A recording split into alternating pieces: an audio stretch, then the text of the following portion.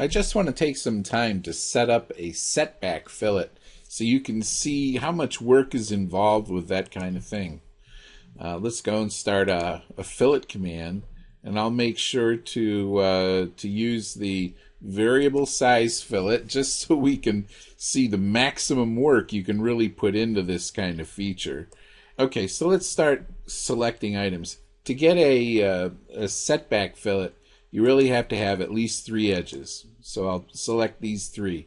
Once you get the 3 edges selected, one of the things that you need to do is to go down to the setback parameters and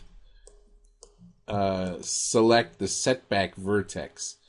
Now this is something that could be done automatically, but you've got to specify it specifically in order to set up the setback. So the setback is going to be there are 3 setback distances. Each will be along the respective edges, and there'll be a specific distance. So I'll make one 0.5, I'll make the other 0.35, and the third one 0.25. Now let's go back up here and make sure we've got values set for the variable radius.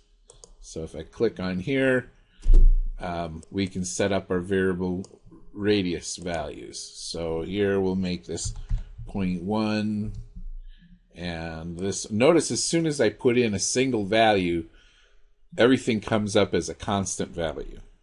So I'll make this 0.5. So this is a variable radius with the setback here. Let's make this one go the other way. If we select this edge, 0.25, 0.6.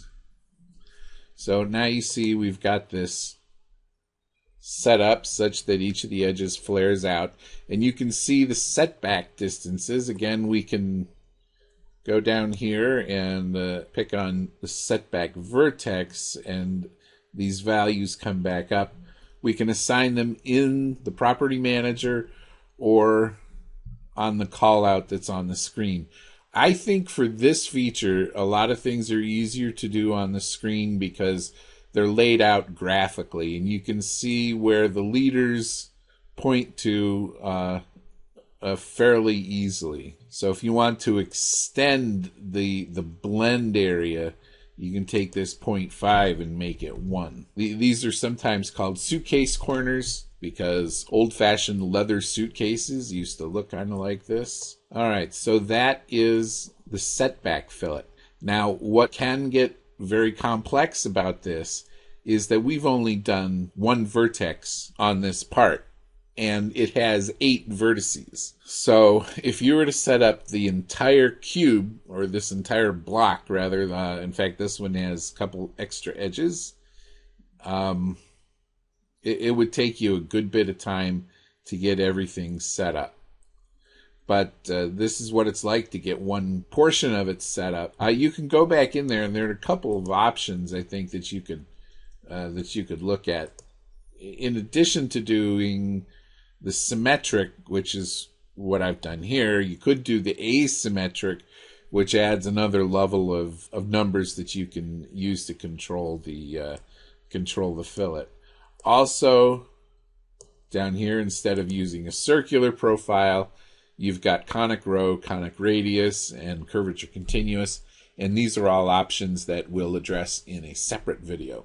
In one of the other examples, we looked at a setback fillet that used a constant radius fillet, and with that one we were able to get partial edge fillets. So in any case, I just wanted to demonstrate this quickly and show you what it's really like to set up one of these setback fillets.